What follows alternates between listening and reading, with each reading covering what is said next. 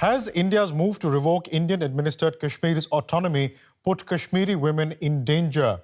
Those we've spoken to say they are living in fear of sexual abuse and harassment. And statements such as this one from a lawmaker from the governing Hindu nationalist BJP government have only made things worse. Muslim bachelors should rejoice as they can now marry the white-skinned women of Kashmir.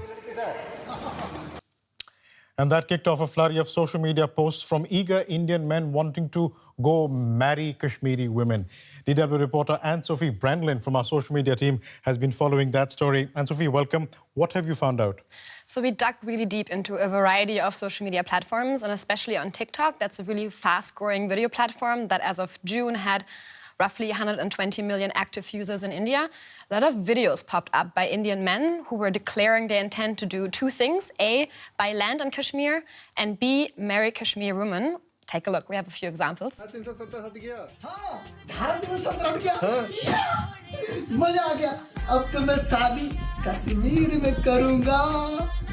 मेरे कुंवारे दोस्तों अब करो तैयारी कश्मीर में भी होगी ससुराल तुम्हारी.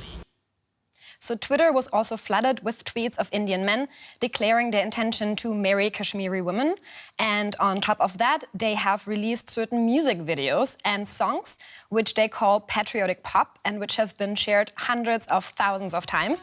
These videos also celebrate the idea of getting a quote-unquote fair-skinned Kashmiri woman like she's an object without any agency. And you've also spoken to some Kashmiri women. What have they been telling you? Well, they obviously feel really objectified and fetishized upon. It's really hard to actually reach anyone within the region because of the lockdown, but I spoke to a woman, a Kashmiri woman, who was there until recently visiting her family. She's based in Delhi, and she actually, she says that women there feel really under threat. Take a look. We have a quote. I feel very objectified. I feel like a piece of land that Indians were waiting to buy. And it's like denying women their agency. It's like, I have a control over your body now. I have a control over your life now. You're my property now. So she says that there's this sense of fear among Kashmiri women that they'll be sexually assaulted and harassed.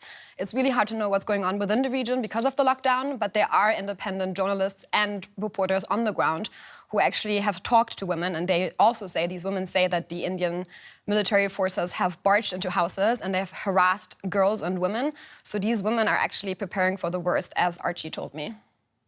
So they would prepare themselves with steel or copper utensils, and they would beat those so that they're able to create noise and people from around the neighborhood could come and force these army men out.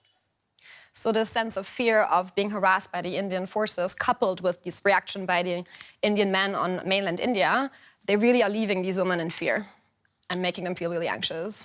And Sophie Brandlin, thanks so much for coming in and breaking You're that welcome. down for us.